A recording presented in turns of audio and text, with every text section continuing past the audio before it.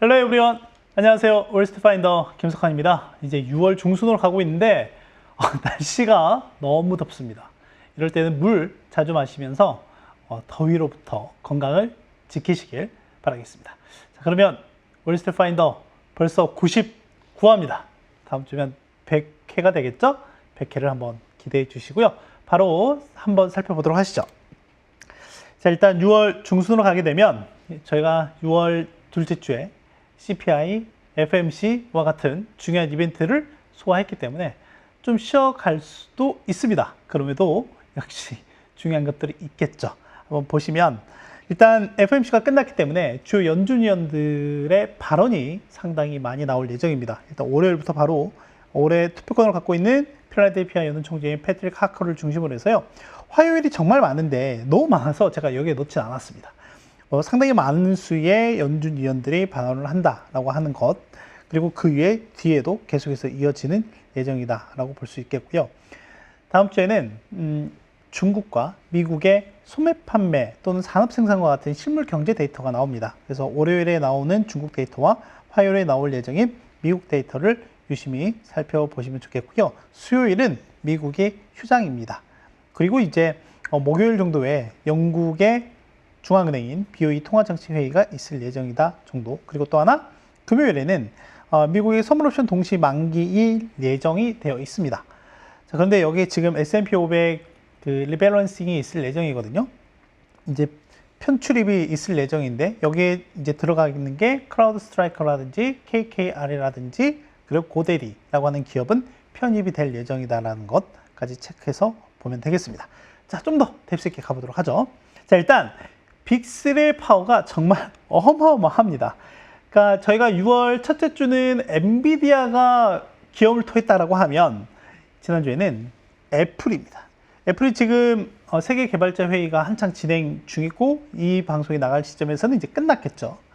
자, 그리고 이제 애플 같은 경우에는 애플의 AI 시스템이라고 할 수 있는 애플 인텔리전스를 공개를 했죠. 뭐 그러면서 여러 가지 얘기들이 좀 오가고 있긴 했지만 결론적으로는 애플도 AI 생태계를 좀 더 확장시키는 데 기여할 것이다 라고 하는 것. 그리고 더 중요한 거는 아이폰이죠. 아이폰과 같은 이러한 디바이스에 대한 수요가 늘어날 것이다. 또는 교체 수요가 늘어날 것이다 라고 하는 것들이죠. 이러면서 애플이 올해 1월 말 정도에 마이크로소프트로부터 시가총액 1위 자리를 내줬죠. 자, 그런데 그걸 지금 5개월 만에 다시금 장중에 살짝 회복하기도 했었습니다.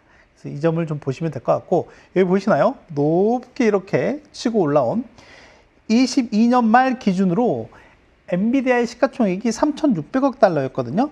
3,600억 달러였는데 지금은 아시는 것처럼 3조 달러를 훌쩍 넘고 있다라는 정도로 체크해서 보면 되겠습니다. 자, 그래서 시총 1위부터 3위의 기업들이 다 3조 달러를 넘었고요. 이 세 기업의 합산 시총이 S&P 500의 무려 5분의 1 이상입니다. 20%를 상회한다. 이 역시 역대 최고 수준이라고 보면 되겠습니다. 자, 그런데 이제 우려는 있죠. 저희가 작년부터 계속 쏠림에 대한 우려를 여러 차례 이제 언급을 했는데, 쏠림이 뭡니까? 그냥 고 했던 거잖아요. 그럼에도 불구하고 한번은 체크해 볼 필요는 있다라고 하는 겁니다. 제가 뭐 주식시장에 저보다 더 오랜 경험을 하신 분들이 있겠지만, 항상 일방적으로 움직인 건 없다라고. 우리 삶도 그렇잖아요. 근데 그렇다라고 하면 이런 지표들은 좀 더 눈여겨볼 필요가 있다라고 보여집니다. 자, 그래서 S&P 500 지수와 그리고 S&P 500 내에서 지금 가장 핫한 게 IT 섹터잖아요.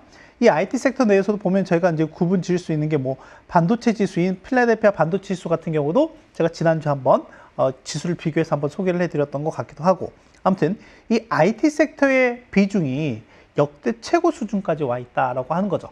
그래서 IT에는 여기 보시면 마이크로소프트나 애플이나 이런 거 다 들어가게 됩니다. 다 들어가는데 이것들이 S&P 500에서 차지하는 비중이 31%나 된다라고 하는 거죠. 시가총액 기준으로 보면. 그리고 이 지수도 이미 닷컴 버블 당시라든지 또는 제가 이제 팬데믹 이후에 IT 붐이 한번 일었을 때 그 고점을 이미 이렇게 넘어섰다 라고 보면 될 것 같습니다. 이게 어느 수준까지 갈지는 모르겠어요. 설마 뭐 S&P 500 전체를 다 차지는 않겠죠. 아무튼 이 움직임이 언제까지 갈지 한번 지켜보자 라고 하는 거고, 또 하나는 계속 얘기가 나오는 게 뭐냐면 동일 비중과 또는 시가총액 비중으로 봤을 때 지금 이 지수 흐름이 보면 2008년 글로벌 금융위기 이후에 가장 높은 수준까지 와 있는 상황이다 라고 보면 될 것 같고, 보시다시피 그 지수의 움직임으로 보면 거의 고점에 와 있는 상황도 맞다 라고 보면 되겠습니다. 자, 그래서 결국엔 시가총액 상위, IT, 이게 교집합이 되는 기업들, 방금 말씀드렸던, 앞서 말씀드렸던 빅3에 해당하는 이런 기업들이 전체적으로 시장 상승을 주도하다 못해 그냥 끌고, 질질 끌고 가고 있는 상황이다 라고 볼 수 있겠습니다. 자, 그리고 5월 CPI가 잘 나왔습니다. 시장 예상을 하회했죠. 그러니까 1월부터 3월까지는 시장 예상을 상회했죠. 그리고 4월 같은 경우에는 시장 예상에 부합을 했고요. 5월 데이터 같은 경우 시장 예상을 하회했습니다. 자, 이러다 보니 전체적으로는 이름으로 인해서, 자, 그러면 연준의 긴축에 대한 의지가 약화될 수가 있겠죠. 그래서 기준금리 인하 기대가 올라가게 되고요. 그리고 수익률 같은 경우도 어떻게 됩니까? 채권 수익률 같은 경우도 크게 떨어지는 모습을 보였다라고 하는 거죠. 이름으로 인해서 달러 같은 경우에도 전체적으로는 약세의 모습을 보였다라고 하는 겁니다. 이게 간밤에 미국 증시가 다시 한번 사상 최고치를 기록하는데 큰 기여를 했다라고 보면 될 것 같고요. 자, 지금 보고 있는 화면은 뭐냐면 왼쪽에 있는 거는 3개월, 그리고 오른쪽에 있는 거는 6개월 연휴라 한 겁니다. 기준으로 해서 지금 보시다시피 전체적으로 코어 CPI라든지 슈퍼코어 CPI라든지 전체 3개월, 6개월 데이터 모두 이렇게 둔화되는 모습을 보이고 있더라라고 하는 거고요. 더 중요한 거는 슈퍼코어 CPI라고 하는 게 있죠. 이거는 식품, 에너지, 주거비까지 제외한 핵심 서비스 물가인데, 이게 2021년 9월 이후에 처음으로 전월 대비 마이너스를 기록했다라고 하는 겁니다. 그래서 시장은 이 부분에 꽤 긍정적으로 봤다라고 하는 거고요.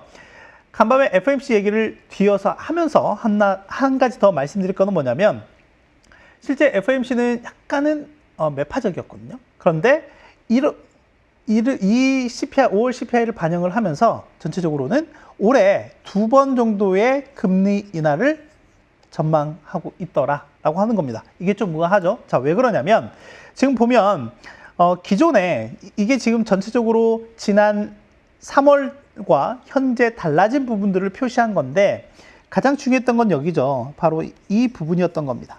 점도표와 관련한 부분이었는데, 3월 달에는 올해 3번 금리 인하할 겁니다 라고 연준이 얘기했는데, 이번 6월 달에는 아니야, 1회밖에 못할 것 같아 라고 바뀐 거죠. 이러면 어때요? 안 좋게 반응을 했었겠죠. 작년 9월 달이 그랬습니다. 23년 9월 달 FOMC가 끝나고 나서 그때부터 근 한 달간 시장이 줄줄줄줄줄 흘렀었거든요. 왜냐하면 연준이 혹시나 물가 경로가 불확실하다라고 하면 추가적으로 금리를 인상할 수 있겠다라고 하는 이런 우려가 있었기 때문에. 자, 그런데 지금은 어떻죠? 간밤에 보셨던 것처럼 시장은 너무 좋았어요. 왜? 추가 금리 인상은 없을 거다라고 하는 그런 확신이 있기도 했었고요. 그리고 앞서 보셨던 것처럼 물가 완화 또는 둔화가 점진적으로 진행이 되고 있다라고 하는 걸 다시 한번 확인했기 때문에 그렇다라고 볼 수 있겠습니다. 자, 그래서 하나하나 정리를 해보면, 일단 점도표 같은 경우에는 올해와 내년 연말 기준의 금리 중간값이 상향됐다. 다만 상향된 부분들을 어떻게 커버해 줬냐면, 보완해 줬냐면 25년 같은 경우에 금리 인하 횟수를 3회에서 4회로 늘렸다라고 보면 되겠습니다. 아시겠죠? 그리고 물가 전망과 관련해서는 보시다시피 직전 대비 이렇게 다 상향 조정을 했습니다. 이 말인 즉슨 물가 경로가 여전히 좀 타이트한 모습들을 보일 가능성이 높다라고 하는 거고, 현재 시점에서의 이 연준의 전망만 놓고 본다라고 하면 올해 인플레이션의 추가 진전은 상당히 좀 제한적일 가능성이 높다라고 보고 있는 것 같아요.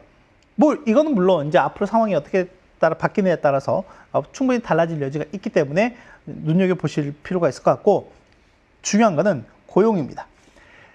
작년 연말부터 연준에서 계속 얘기하고 있는 부분이 뭐냐면 인플레이션 완화뿐만 아니라 예상치 못한 고용시장의 악화가 나타난다라고 하면 금리 인하를 할 수 있다라고 얘기를 계속하고 있거든요. 근데 그 부분이 여기에 그대로 좀 녹아 있습니다. 보시다시피 실업률 전망치가 직전 대비 전반적으로 다 올라가는 모습을 보였다라고 하는 거죠.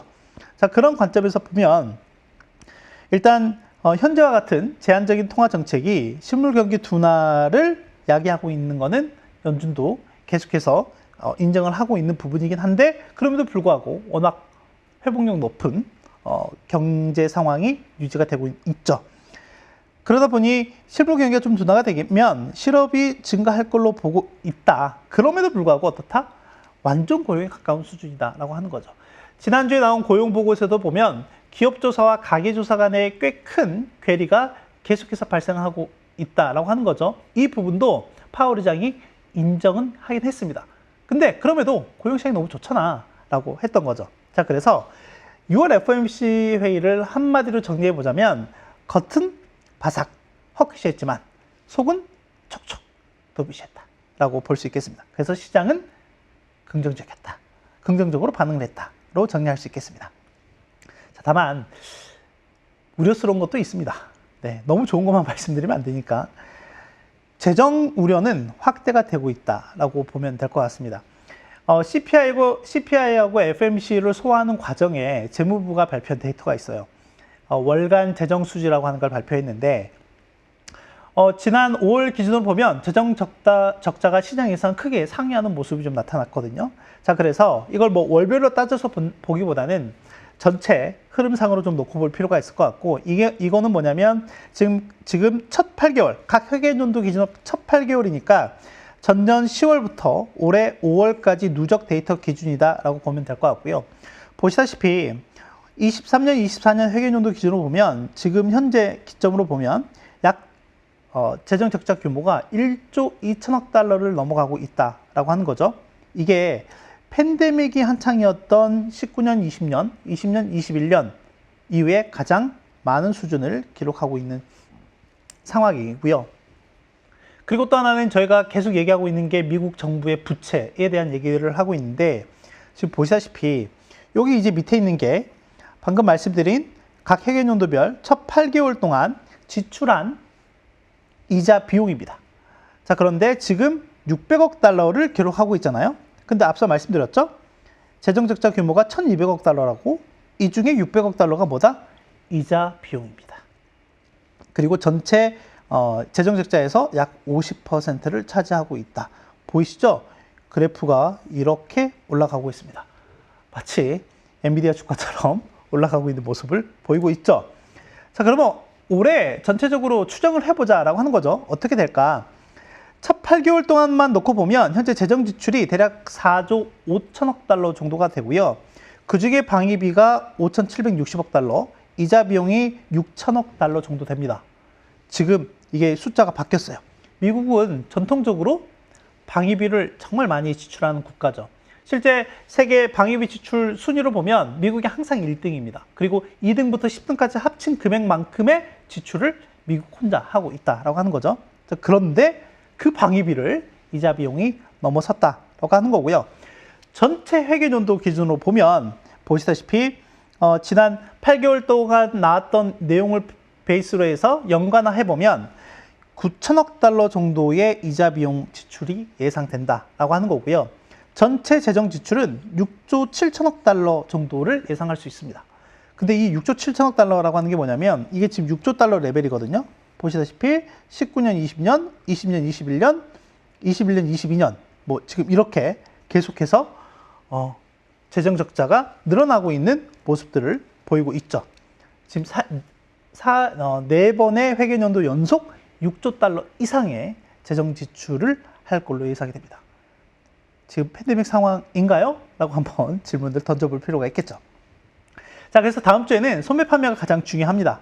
미국 GDP의 70%는 역시 소비이기 때문에.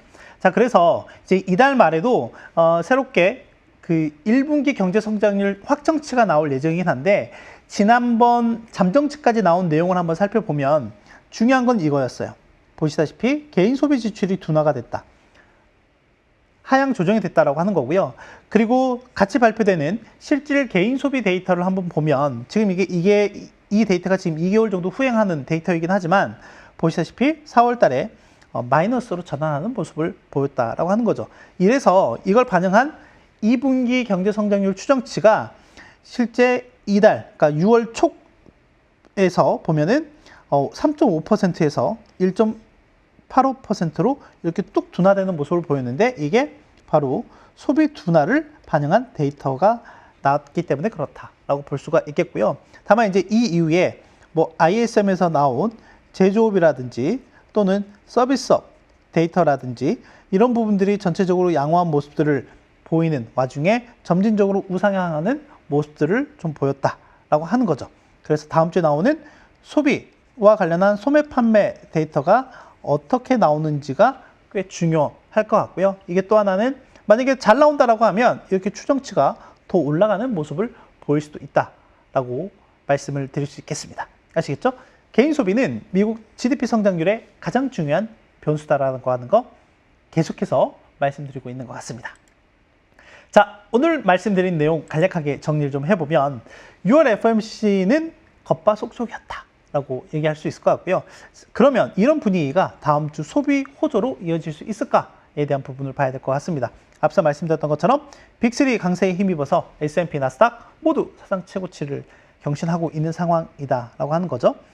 다만 재정 우려에 대한 부분들은 좀 확대가 되고 있는 상황이다라고 하는 거고요. 지금 말씀드렸던 것처럼 미국의 회계연도 기준으로 첫 8개월의 재정 적자 규모가 팬데믹 이후에 최대다. 그리고 이자 비용도 방위비를 초과하고 있는 상황이다라고 하는 거죠. 4월달 실질 개인 소비가 위축이 됐는데 이게 5월달 소매 판매 둔화로 이어질지도 좀 봐야 될 것 같습니다. 그래서 개인 소비 부분을 눈여겨서 보시면 되겠습니다. 자, 오늘 준비한 내용은 여기까지이고요. 일주일 동안 정말 건강하게 잘 지내시고요. 전 다음 주에 100회로 뵙겠습니다. 안녕!